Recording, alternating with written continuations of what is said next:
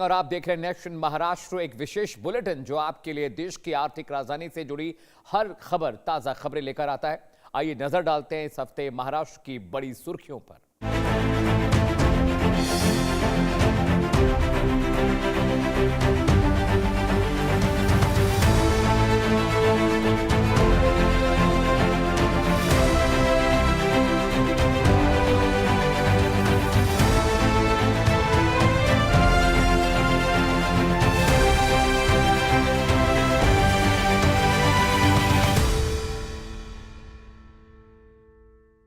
महाराष्ट्र के मुख्यमंत्री देवेंद्र फडणवीस और उप मुख्यमंत्री एकनाथ शिंदे और सुनेत्रा पवार उन पहले नेताओं में शुमार हो गए जिन्होंने प्रधानमंत्री नरेंद्र मोदी की सादगी और सार्वजनिक परिवहन का उपयोग करने की अपील को जमीनी स्तर पर लागू किया है। देखिए हमारी ये विशेष रिपोर्ट।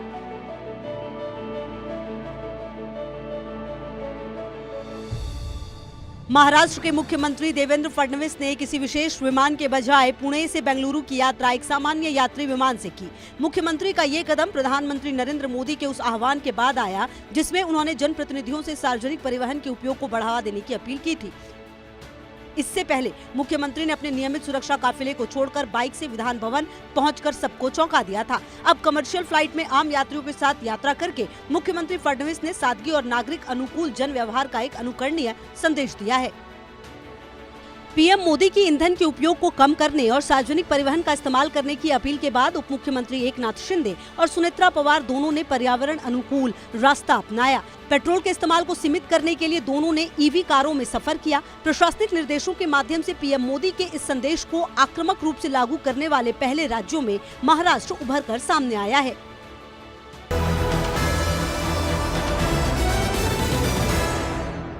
अन्य खबरों की बात करें तो उप मुख्यमंत्री एकनाथ शिंदे ने मुख्यमंत्री फडणवीस की अध्यक्षता में हुई एक उच्च स्तरीय समीक्षा बैठक में हिस्सा लिया, जहां सरकार ने सिंहस्थ कुंभ मेला 2027 के लिए बड़े बुनियादी ढांचे और वित्तीय सहायता की घोषणा की। आइए देखते हैं पूरी रिपोर्ट।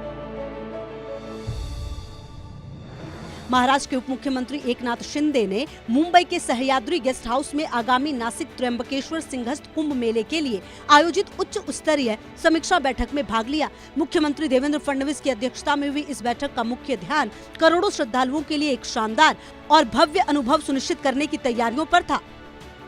बैठक के दौरान महाराष्ट्र सरकार ने अखाड़ों और धार्मिक संस्थाओं के लिए बड़े नीतिगत निर्णयों की घोषणा की। इसके तहत प्रत्येक मुख्य अखाड़े को 5 करोड़ रुपए और छोटी संस्थाओं को 15 लाख रुपए की वित्तीय सहायता दी जाएगी। इसके अतिरिक्त कुंभ मेला प्राधिकरण के माध्यम से बिजली का पूरा खर्च भी सरकार स्वयं वहन करेगी।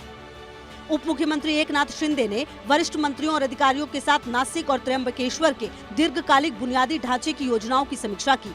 सरकार ने स्पष्ट किया कि ये स्थायी निर्माण कार्य आगामी कुंभ मेलों और अगले 12 वर्षों में बढ़ने वाली श्रद्धालुओं की संख्या को ध्यान में रखकर किए जा रहे हैं।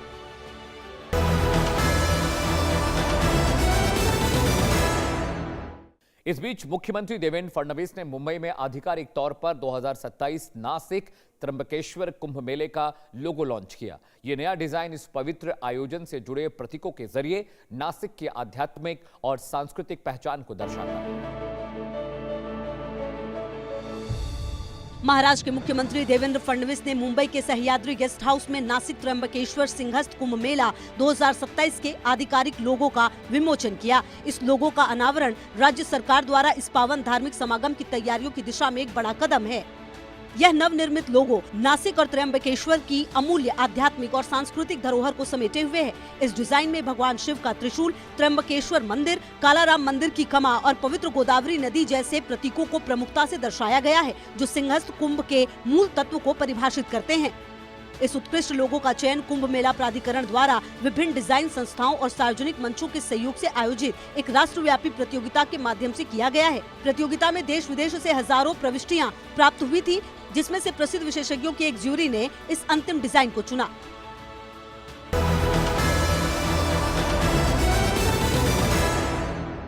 पुणे में उप मुख्यमंत्री सुनेत्रा पवार ने ग्रामीण स्वास्थ्य बुनियादी ढांचे को मजबूत करने के उद्देश्य से 45 मॉडल प्राथमिक स्वास्थ्य केंद्रों का उद्घाटन किया। देखिए रिपोर्ट।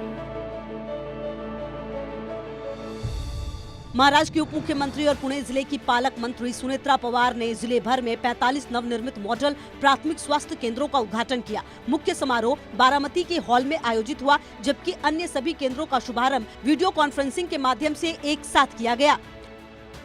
इस उन्नत मॉडल प्राथमिक स्वास्थ्य केंद्रों का उद्देश्य ग्रामीण क्षेत्रों में अत्याधुनिक चिकित्सा ढांचा उपलब्ध कराना है।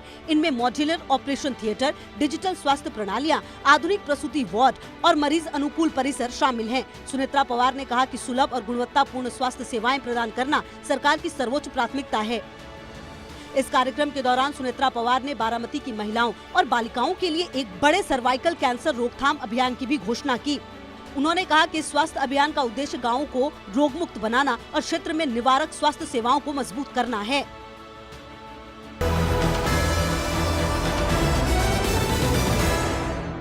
और अंत में केंद्रीय कैबिनेट ने नागपुर अंतर्राष्ट्रीय हवाई अड्डे को ब्राउन फील्ड एयरपोर्ट के रूप में अपग्रेड करने की मंजूरी दे दी है। देखिए हमारी खास रिपोर्ट।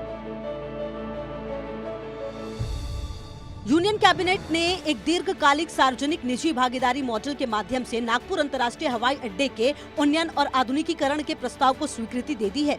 इस परियोजना का उद्देश्य नागपुर हवाई अड्डे को मध्य भारत के एक प्रमुख एविएशन हब के रूप में विकसित करना है। इस हवाई अड्डे का विकास पब्लिक प्राइवेट पार्टनरशिप फ्रेमवर्क के तहत किया जाएगा, जिसमें परिचालन, प्रबंधन और बुनियादी ढांचे के विस्तार के लिए एक निजी भागीदार को शामिल किया जाएगा। इस पहल से यात्री सुविधाओं में सुधार, परिचालन दक्षता में वृद्धि और क्षेत्र की हवाई कनेक्टिविटी में व्यापक सुधार होने की उम्मीद है। नागपुर अंतर्राष्ट्रीय हवाई अड्डे के आधुनिकीकरण से न केवल क्षेत्रीय संपर्क मजबूत होगा, बल्कि निवेश आकर्षित करने और बड़े पैमाने पर रोजगार के नए अवसर पैदा करने में भी मदद मिलेगी। यह परियोजना देश भर के विमानन बुनियादी ढांचे को अपग्रेड करने के सरकार के व्यापक दृष्टिकोण के अनुरूप है।